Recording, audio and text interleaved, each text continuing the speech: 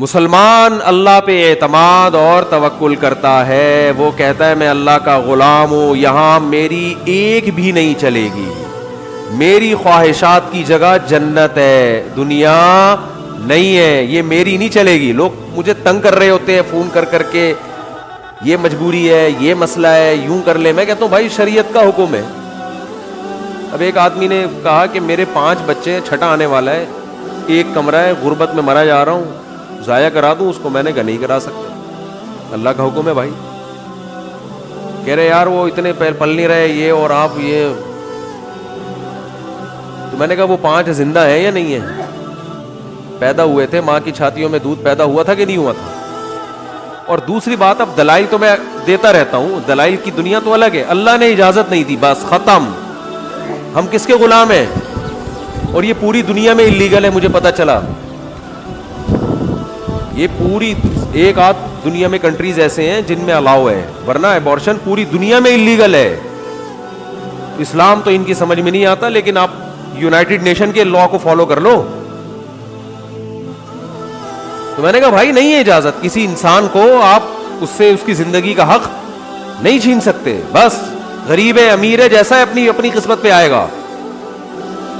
دنیا مسافر خانہ ہے، میں نے کہا جیسے W11 میں پائیدان کی جگہ مل جاتی ہے نا کنڈکٹر کو، اس کو بھی دنیا میں کہیں نہ کہیں رہنے کی جگہ مل جائے گی۔ بہت W11 سے بڑے اسباق ملتے ہیں ہمیں، W11 نے بہت سے لوگوں کی ٹینشنوں کو ختم کیا ہے۔ اس کو آپ صرف W11 نا، جس جو کراچی میں نہیں رہتا اس کو W11 کا مثالیں سمجھ میں نہیں آئیں گی، اس کا تو آدھا ایمان ویسے ہی نہیں بن سکتا، حقیقت ہے، کیونکہ بہت سی مثالوں میں W11 فٹ ہوتی ہے۔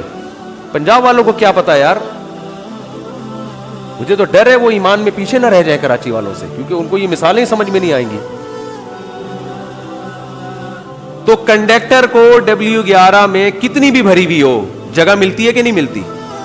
اس دروازے سے چڑھے گا، دوسرے دروازے سے نکلے گا، اور سب سے کرایہ لے کے نکلے گا، اپنی جیب بھی بچا کے۔ سب کی جیبیں کٹ رہی ہوتی ہیں، اس کی نہیں کٹ رہی ہوتی۔ تو بھائی اس دنیا میں غریب آدمی کے 12واں بچہ بھی پیدا ہو جائے، اپنی قسمت سے آئے گا، اپنی قسمت سے کھائے گا، جوان ہو کے شادی بھی کرے گا، بچے بھی پیدا کرے گا، ان کو پالے گا بھی، ان کی تربیت بھی ہوگی، اور کامیاب زندگی گزار کے چلا جائے گا۔ کامیاب زندگی دولت کو نہیں کہتے، پیٹ بھرے ہوئے توند بھرے ہوئے کو نہیں کہتے، ورنہ پھر ہمارے جو سابق صدر تھے وہ سب سے کامیاب زندگی ان کی ہے، سب سے زیادہ توند انہوں نے بھری ہے، اور اللہ ہمیں ایسی زندگی سے پناہ میں رکھے۔ اور پھر معاذ اللہ غربت اگر عیب ہوتا تو ہمارے نبی تو دنیا کے سب سے بڑے مسکین تھے، حالانکہ ہم یہ کہتے ہیں سب سے بڑے کامیاب تھے وہ۔ تربیت کا جو مفہوم لبرلز لوگوں کی نظر میں ہے، اسلام کی نظر میں تربیت کی ڈیفینیشن وہ نہیں ہے۔ غربت میں اگر صبر کی توفیق ملے تو آپ تربیت یافتہ ہیں، اور اگر آپ کے پاس پیسہ آ گیا اور آپ نے غریبوں کو ناکام سمجھنا شروع کر دیا، آپ کی تربیت نہیں ہوئی، آپ تو بہت بڑے فالٹ میں۔ یہ فالٹ تو فرعون میں تھا، وہ حضرت موسیٰ کو یہ تانا دیتا تھا کہ لولا القی علیہ اسورۃ من ذہب، ان کے ہاتھ میں سونے کے کنگن کیوں نہیں ہے، ان کے پاس باغات کیوں نہیں، یہ تو قوم کے مسکین ترین آدمی ہے، یہ تو ناکام ہے، یہ تمہیں کیسے کامیاب کریں گے؟ تو اپنے دماغوں سے جو کامیابی کی جو ڈیفینیشن آپ نے لوگوں نے ڈالی ہوئی ہے نا، اس کو نکالو، یہ ہے ہی نہیں کامیابی۔ اور یہ تو ہم فرض کر لیں کہ چھٹا پیدا ہو گیا تو کمرے میں جگہ نہیں ہے، اللہ جگہ دے دے گا۔ اللہ نے قرآن میں کیا فرمایا کہ جو زمین میں نکلے گا یجد فی الارض مراغما کثیرا وسعا، زمین میں بہت گنجائش ملے گی اس کو۔ کیا ضرورت ہے گلستان جوہر کے چھوٹے چھوٹے فلیٹوں میں لا کے سب کو ٹھوس دینا؟ یہ تو آپ کی ہیڈک ہے، نکلو یار معمار کی طرف جاؤ، تھوڑا اور آگے جاؤ، بڑے بڑے گھر بناؤ۔ ہر آدمی کو شوق ہے ٹھسنے کا، حقیقت ہے نا، یہ تو آپ کا ہیڈک ہے۔ زمین بہت پڑی ہوئی، اب آبادی سے تھوڑا باہر نکلو گے تو اسی قیمت پہ بڑی بڑی زمینیں مل جائیں گی آپ کو، لیکن آپ کو شوق ہے بیچوں بیچ آبادی میں گھسنے کا۔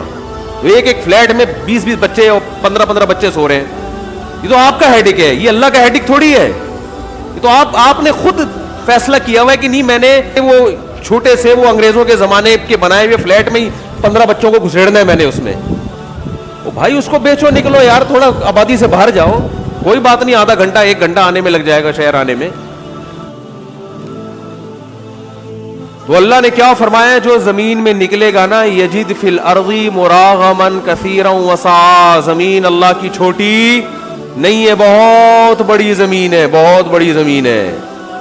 یہ زمین تمہیں رزق بھی دے گی, اسے کھودو گے سونا اگلے گی, اس پہ محنت کر کے دیکھو, یہ کھلائے گی تمہارے خاندان کے 20 25 افراد کو, یہ زمین کھلائے گی. ذرا اس پہ ہل تو چلاؤ, محنت تو کرو. یہ کھلائے گی, یہ انکار نہیں کرے گی.